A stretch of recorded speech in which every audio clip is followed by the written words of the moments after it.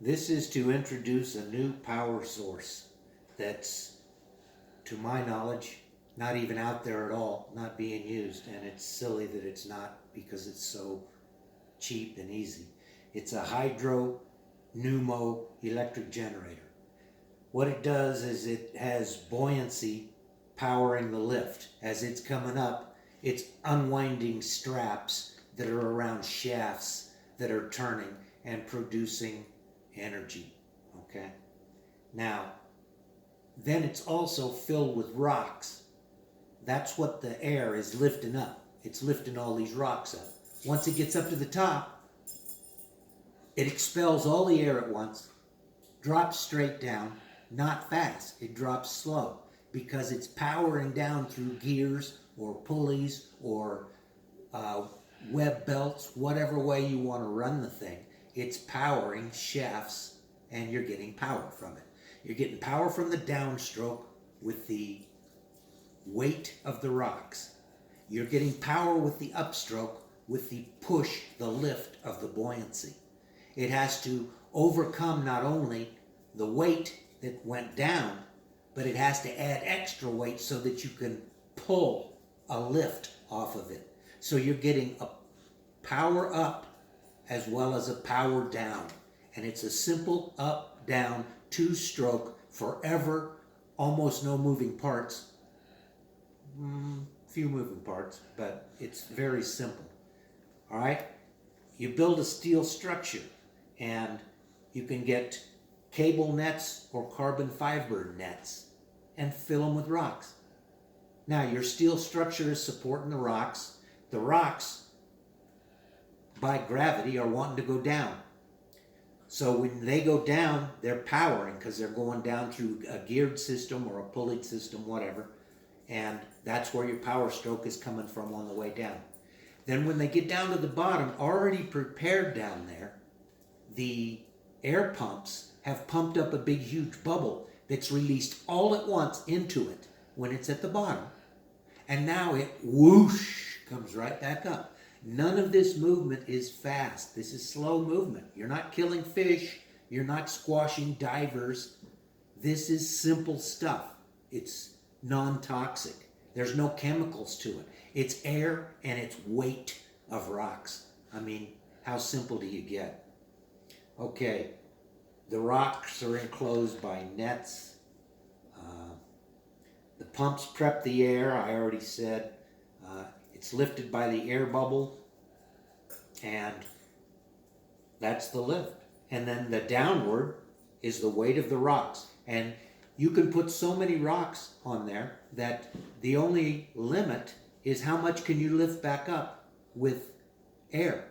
But we're lifting ships off of the bottom of the ocean with air, which weigh multi tons and hundreds of tons, if not thousands, and it can be done. I'm just saying, buoyancy can lift any weight that is reasonable, and this is reasonable weights.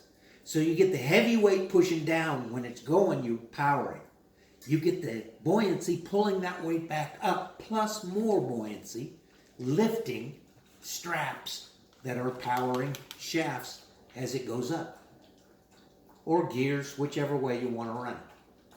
The point is, downstroke powers, upstroke powers. It's a simple machine, a two-stroke machine. How simple do you get? Buoyancy lifts it up by the injected air, and the straps spin. The same force pushes it down as you get power coming down as well as up. The stroke length can be short or long. It can be like 30 feet in depth, or it could be 500 feet. Well, let's say more for divers, 200 feet at the bottom. But a long drop if you want, or a short drop. It doesn't make any difference. It's powering up and it's powering down. Doesn't make any difference. You're getting power either way, however long it is or however short it is, within reason. That's why I say 30 feet at roughly the shortest.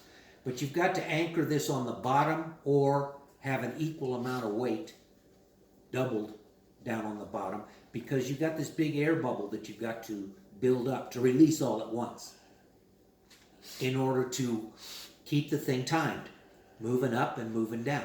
And with that bubble, you have to have a weight holding it down, or if it's anchored, that's what's holding it down. But this is a pretty simple system. I mean, it doesn't take a rocket scientist to see that an air bubble can lift weight, and that a weight can drop and produce power. You power on both strokes. It isn't all that difficult. But it's not out there. Show me anything that's out there like that.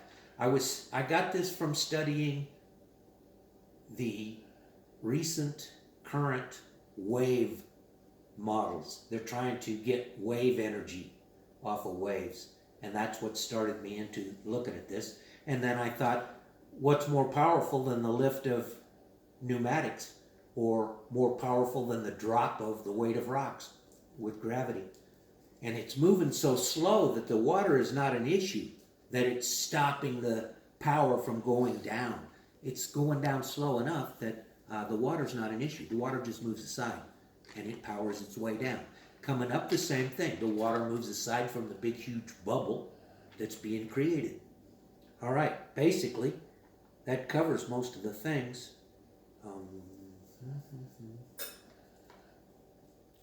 Small units could be made that are, let's say, a 30-foot tube, 6 feet wide, 10 feet wide, who knows how much electricity do you want.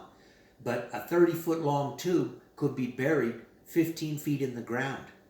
And so only 15 feet sticking up. And now you've got that whole full 30 feet of run that you're powering. You can picture inside the tube, a plunger inside the tube. And it's plunging up and plunging down. The weight is causing power coming down. The buoyancy is causing power coming up. You have to estimate the one according to the other. The amount of lift can only lift a certain amount of weight. So your weight on the small systems are going to be limited by how much weight you can use or how much of the system you want to make. If you want to make a second system and add it to it, or you want to make a larger system, any of this is possible. All of this is just possibility. But it's stupid that nobody is doing it.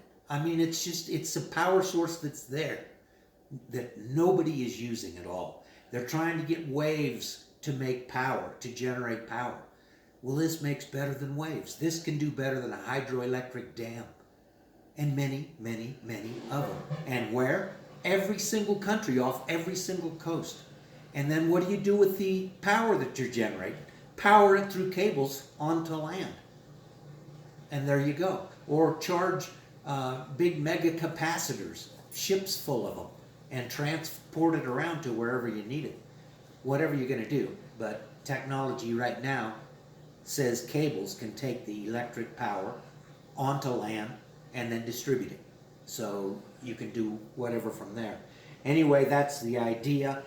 Nobody is using pneumo hydropower that I know of at all, and I've been looking around, and this is my best idea. Why I want to do this and get it out there is because now nobody can steal it from me. If I was trying to do this on my own, borrow the money, hire the people who could go through the whole process, I don't want to involve all that. But it's too important an idea to just let drop. That's why I want somebody else to pick it up and run with it.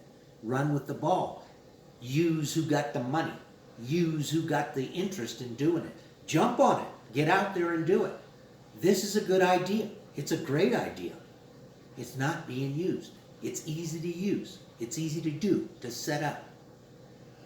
So, that's my idea, and pretty much that's what I got to say on it.